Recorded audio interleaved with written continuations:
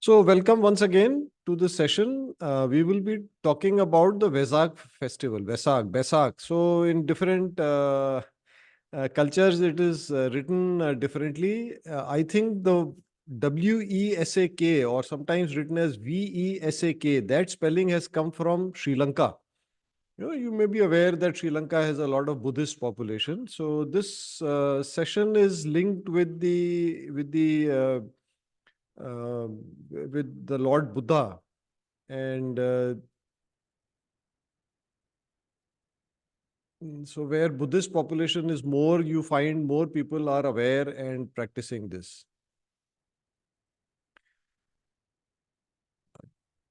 Just a small point to share that I need to acknowledge the inputs from various sources, including the Lucis Trust and the pranic healing community, and of course Master Chokoksui. It is really because of Master Chokoksui that I have some understanding of what this festival is, who Lord Buddha is, why we should look up to Lord Buddha, and so on and so forth.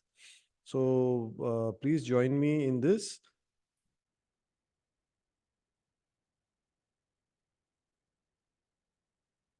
So let's talk about Vesak. One question, do you want more theory or do you want more practical info? We'll try to maintain a balance, some amount of theory, some amount of practical knowledge. But please be attentive so that we can cover a lot of information in a short time. So I think we should ask ours, being the students of Master Chokok Sui, we need to keep questioning everything, correct? Isn't that what Master has told us, that you must question, never accept things blindly? So even what I'm going to tell you, I'm not saying that you have to accept it blindly. You are free to question it. You are free to think about it and then form your opinions, your opinion. So a little bit about the background of Vesak. There are multiple legends or stories related to this. One story or one legend is that this date or this time corresponds to the birth, the illumination, the achieving of illumination, and the death, or so many significant dates of Lord Buddha's life. Of course, when we talk about Lord Buddha, we are talking about Lord Gautama Buddha, because according to the Buddhist tradition, there are many Buddhas. It's not just one Buddha, but many Buddha. So, and then the deeper, more esoteric knowledge. Master has taught us that there are levels of truth. So, if you one more esoteric, more what should I say, deeper truth, which is perhaps not available to the entire public, is that this is actually a live event. And this is a time when Lord Buddha returns to the earth and blesses the earth for a period of about 8 minutes at approximately the time of the full moon of Taurus. Now, the full moon of Taurus usually falls in May. So sometimes people think that Vesak is related to the full moon of May. There are different points of views, but I think in the pranic healing community, we align ourselves with the guidance given by the Lucis Trust. The followers of Alice Bailey. So they have said that it is on the full moon of Taurus, which may or may not fall in May. So therefore, that is how we tend to celebrate it. Why is it such a big deal? Many people say that, oh, this is the greatest, this is the most important event of the year, this is the most spiritual event of the year, and so on. So, what's the big deal? Why should we care about it? Why should we worry about it? I think it is very, very significant. It has many, many significant aspects. And therefore, we must take cognizance. We must recognize it, respect it, and participate in it. Take full advantage of it. You see, at one level, this event where if we accept that Lord Buddha will come here and people will gather and they will take his blessings and that blessing will spread throughout the earth, it is reminding us that there is a divine plan. There is a purpose of life. The purpose of life is spiritual development to that fits into the divine purpose or the divine plan. And then there is a spiritual, there are, or let's call it a spiritual management system, which is there to support the plan. And this event is a reminder, it is an evidence of all of that. To me, this is one of the key reasons why I am so interested in this event, because it is really significant. See, a little bit about the world management system, the spiritual management system of the world. Popular science tends to say that there is no plan, there is no intelligent design in our earth. But that is not what our spiritual leaders have told us. Every spiritual leader, now no exception, they have told us that there is a purpose. The world is designed intelligently at different levels. And these different intelligent aspects of this intelligent design are there to help us achieve the purpose of our life. Right? Now you may think, but why all this is, why do we need these helps and these additional inputs, this assistance, and so on? Unfortunately, we suffer. When I say we, it means the human race. We suffer spiritual amnesia. We forget who we are. We tend to get involved with, the material world. We tend to get caught up. We start believing that we are the body mind and not the soul. And that eventually leads us into tendencies of self-destruction. So again, that is, I think, something that we should be grateful to Master Choa for pointing out the purpose of life, for showing us, giving us the tools through which we are able to assess this intelligent design, through which we are able to understand this design. I mean, if you have read the book, The Existence of God is Self-Evident, I think you will understand what I am talking about. And if you haven't read it, well, my request, please read it as soon as you can. Now, this spiritual management system, it involves many components.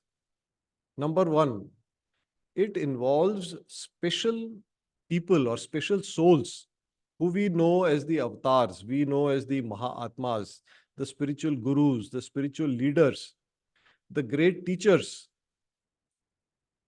So we can use the term the spiritual management group of our planet. Now, these are all highly, highly evolved souls. We are on the path of evolution. They are much ahead of us on this path. Imagine you are going from town A to town B, maybe 300 kilometers. A lot of us started off. Some people started earlier. They are ahead of us. So I started at 10 o'clock. But at 11 o'clock, some people have already reached the destination. Some people are halfway. Some people are 90% of the way, etc., etc. So similarly, there are people who started this spiritual journey much before us, and they have reached much higher levels. And the rule of the divine plan is that each level nurtures the lower levels. Yeah? So the higher levels nurture the lower levels. It's really a matter of what changes as they move up the path is that their consciousness level, the level of their consciousness, that changes. That is the difference between them and us. Their consciousness is at much, much higher levels. Have you heard of the initiation levels of initiation? All right, if you don't know about it, find out more, more about it. But there are levels of initiation. So these are people who have received much higher initiations than us. We are still at the first or second level. They are at level 4, 5, 6, something like that. Now, some of them, at a particular level of consciousness, they have crossed the need for the world. What we call moksha, they have achieved moksha. They really don't need to come back or stay connected with our planet, but out of love for us, because of, so they choose to stay back or come back. Like the avatars, for example, they actually take body. I mean, they incarnate. And some of them will not incarnate in physical body, but they will stay in our planetary system and keep supporting the divine plan. Mostly how they do it through infusions of spiritual energy. Or let us just say higher energies. Yeah. Now, one very important thing that Master Choa has told us in his book, The Existence of God is Self-Evident, is that these great beings are spiritual transformers. What does it mean, spiritual transformers? They are able to absorb very high levels of energy, step it down, and supply to the lower levels. Yeah. So even at the level of the planetary God, at the level of the angels, the level of these great teachers and so on, they are essentially taking down or bringing down higher level energies and making it such a form that it is palatable to us. The example I think Master Choa gives is that if you connect your home appliance to a power station which is at very, very high voltage, your device will get burnt out. Similarly, we who are not as evolved, we are not ready to handle energies of a very, very high level. We need these step down transformers to do that for us. That is one of the big roles that they play for us.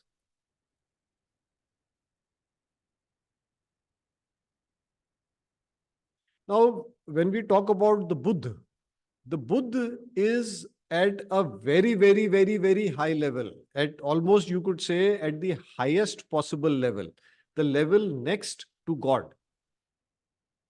So his ability to absorb energies of a very, very, very high level and to bring it down to a level that other people on the earth who are in the earth plan can absorb it, is what is valuable. That is what comes into play in this time of the Vesak full moon.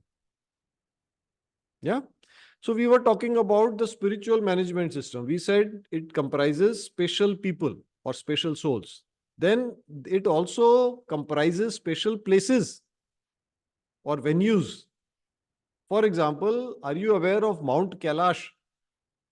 Now, nobody lives there. No human or animal or anybody lives there. But the energy there is supposed to be extremely, extremely powerful and of a very, very high degree of very, very high level. The Ganges, Master Choa has explained to us that interpenetrating the physical river is a river of Shakti. Yeah. And not only the Ganges, but most of the great rivers all over the planet are like that. And these sites are not limited to India. They are spread all over the world. If you Google them, you will find that there are many, many sites in practically every country in the world, or at least every region in the world, where people go. Some places are supposed to have very high healing power. Some people are places to meditate in, and so on and so forth. Then there are special occasions. Have you heard of the Kumbh? So it is believed that during the Kumbh, special energies are brought down to earth. They are available.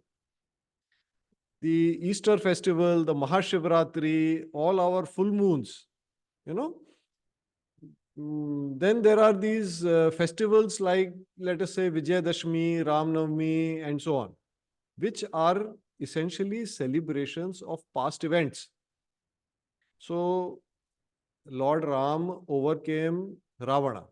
So, Vijayadashmi. Lord Rama took birth. So, Ram Navami, and so on and so forth. But a few of them, like the Kumbh, are live events.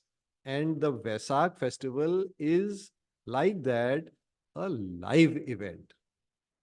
What does it mean live? It is not a celebration of something that happened in the past. Something happens during the festival in real time. Then there are special ceremonies, or you can call them prayers or chants or meditations, rituals, processes. Have you heard of the Great Invocation? Or, the prayer of Saint Francis of Assisi, which is a part of our Twin Hearts meditation, and so on and so forth. Master Choa has himself given us so many different types of meditations. Yeah. So again, I think we should be grateful to Master Choa for helping us understand the various components of this spiritual management system. Yeah. Now, the Vesak, it involves all these four special people, Lord Buddha, and many of the other great ones. There's a special place. Where is this place? It is somewhere in Tibet. There is a valley in Tibet, or at least we can say Old Tibet, because now I don't know whether Tibet still has an identity.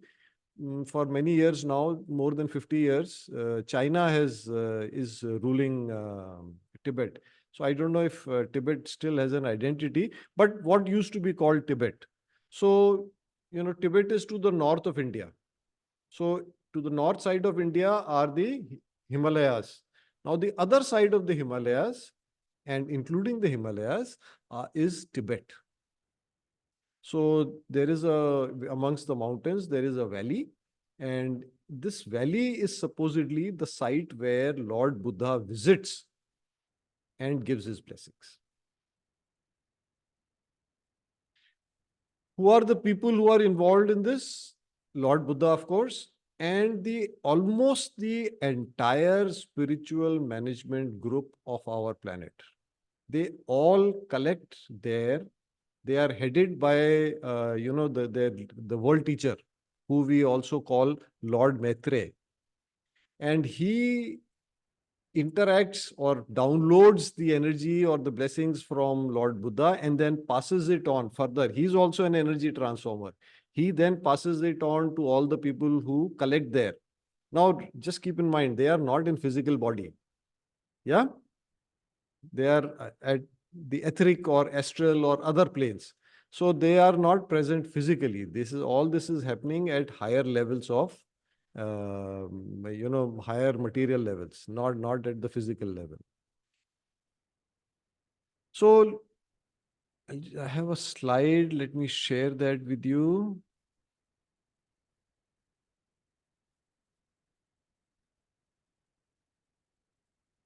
So the Vesak festival is intimately related with the Buddha. We know him as Gautam or Siddharth or Shakyamuni. He lived around 500 BC, I am told. He was a great world teacher. His greatest teachings available to us are the Four Noble Truths, the Noble Eightfold Path, the Nine Virtues. This is where the festival happens. One of the books where this festival, this event is described, they have made a sort of a sketch that is also enclosed here. And so essentially, Lord Buddha comes down. So where is Buddha when he's not in these coming down to earth? He's at some very, very high level, very, very high level, not accessible to us. He makes himself accessible. He descends to much lower levels of consciousness so that he is able to interact with us. And his sole interaction with us is he downloads energies from much, much higher levels, transforms them, and passes them on to us in the form of blessings. He only does it for 8 minutes, and it's like, you have a super charger for your phone. In 8 minutes, your phone is charged for 1 year. So, can you imagine how powerful Lord Buddha is, that he provides his blessings for 8 minutes, and that is sufficient to sustain the system for 1 year. And then he will come again the next year. And by the way, other people can also attend this. We can also attend this. Now, you may say, how? I don't think it is advisable to try to attend it in physical form, but through astral travel, we can attend it. But our Guruji has already given us a mechanism. He has said at that time, you sit and meditate. And especially as a group, if you sit and meditate, you can connect to that energy.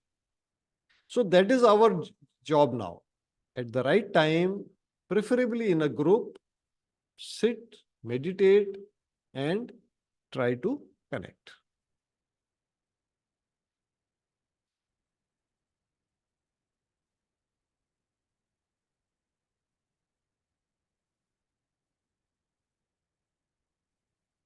Now, all the people who participate in the festival, they do it as a act of world service.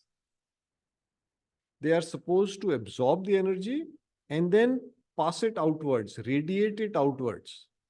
It's not for personal consumption. Of course, some amount you will retain, but really you are supposed to take it in and pass it off, or distribute it, or spread it. Yeah, because you see, all of us are spiritual transformers. Somewhere there is somebody more, or many people who are more spiritually evolved than us, but there are also people who may be less spiritually aware, less spiritually evolved, even if it is not humans, the other forms of life. Yes, so this is our job, to absorb as much as possible and to pass it on. Then you may say, what, mera kya fayda? Why should I be interested in this?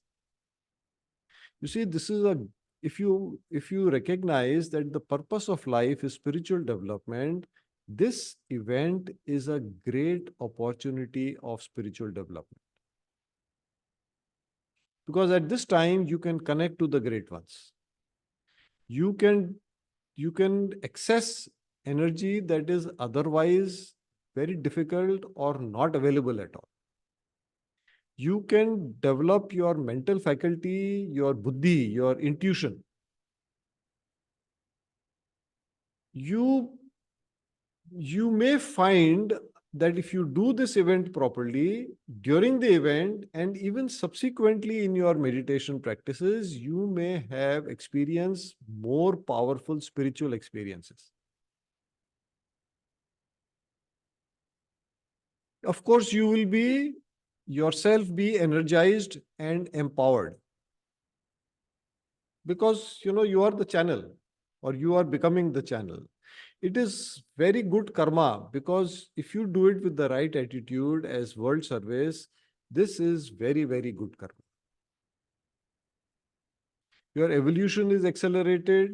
And by the way, you can also keep some water with you during the event, bless it, and you will find that the water is like Ganga Jal. It has special healing power, and it is good energy, very, very good energy. So it will retain the energy for some time.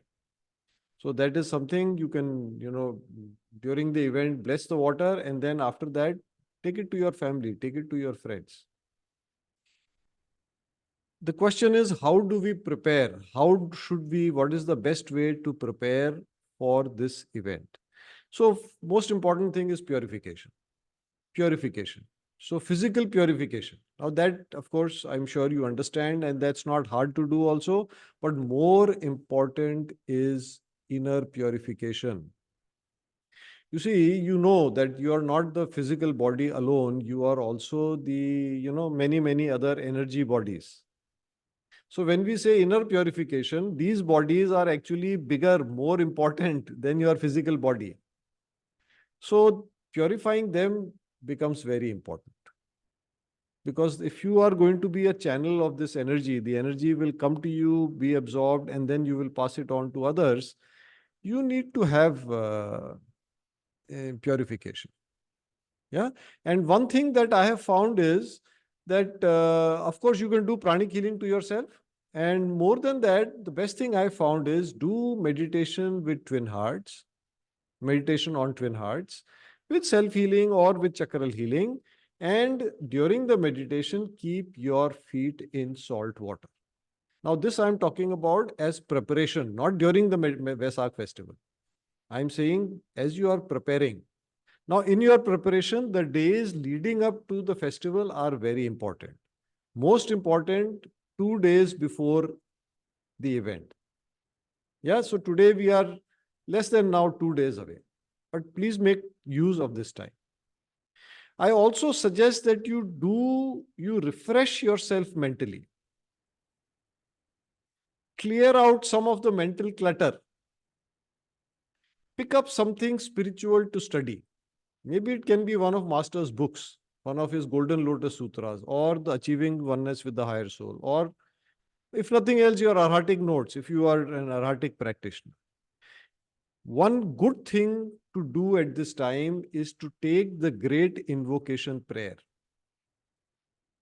and study it deeply. Now, deeply, when you study something deeply, you pay attention to every word, every phrase, every line, and you think, what does it mean?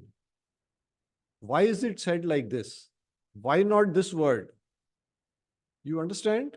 So think, analyze. You know what in Hindi we call manana. So do manana on that. Yeah. Also, for at least these 2 days, and if possible, a few days earlier, you know what Yogi Patanjali calls pratyahara. You have to withdraw inwards, detach yourself from your senses, be more introverted. Yes. Now, of course, you are in family, so you cannot completely detach and, go into a cave or something. So you do your daily functions, whatever is required. You attach when necessary, you attach for as long as necessary, and then you detach. How do you detach? Simple. Cut. You see, Guruji has given us every tool. It's just up to us to use them. One thing I would suggest, you should avoid media, you should avoid chatter, you should avoid, getting too engaged in sensory or emotional or mental things which are on the outside. The meditative state is recommended. Also, at this time, because this is an event of world service, what are called altruistic thoughts. Altruistic thought meaning unselfish, where you are thinking of benefiting other people.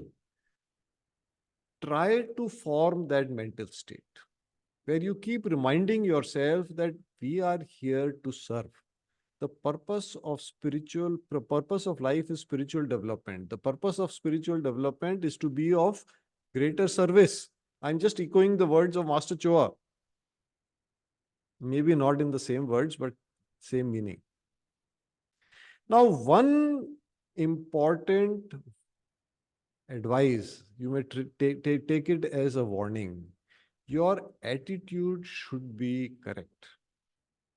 The purpose of participating in Vesak, at least my advice, do not participate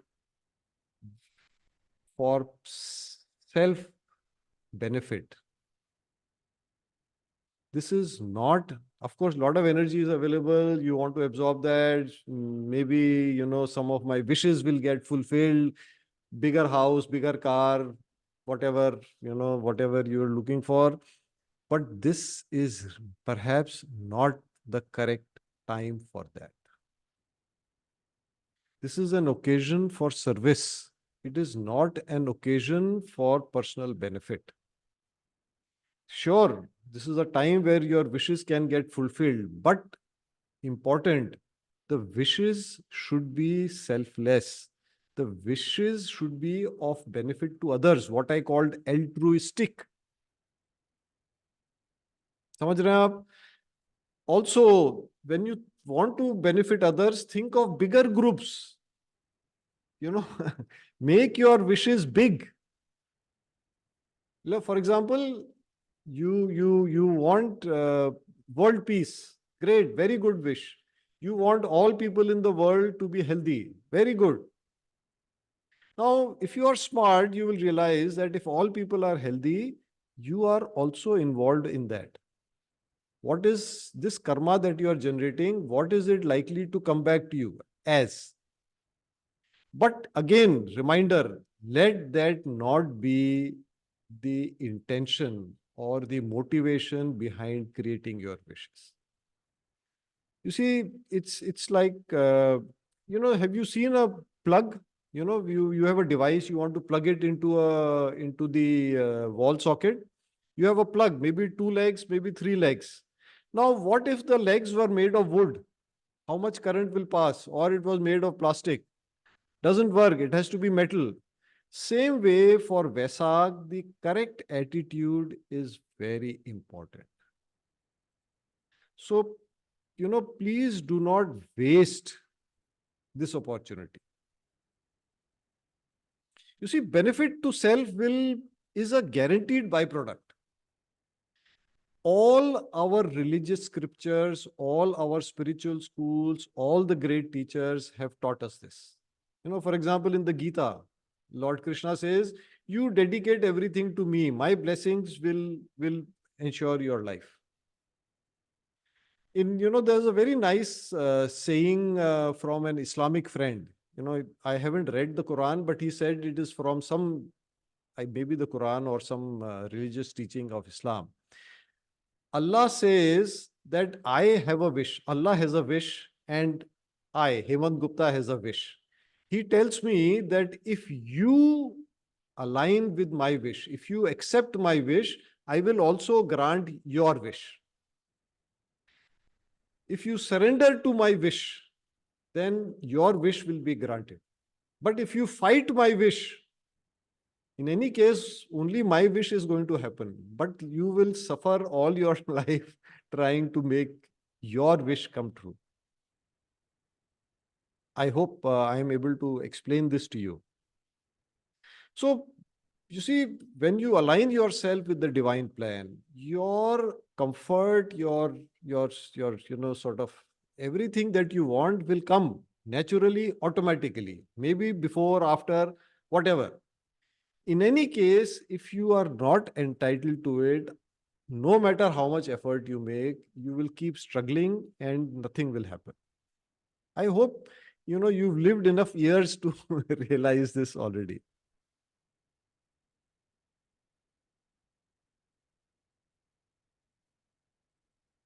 So please don't waste this opportunity. Make full use of it. And you're engaging in it with the wrong attitude is a short way of doing this. Now, one thing after the event, again for a couple of days, please try to maintain that inner silence. Don't get engaged immediately after the event into, media and chatter and, entertainment and this and that and so on. Try to stay silent. You know what the word I use, pratyahar. Try to maintain that withdrawal from the world. At least the day of the Vesak, and if possible, 2 more days. They are the most significant. Again, I've told you, it doesn't mean that you don't carry out your worldly duties. You do them, but you do them without engaging yourself too much emotionally, mentally. And after each involvement, you disconnect. Yes? Okay, some recommended reading.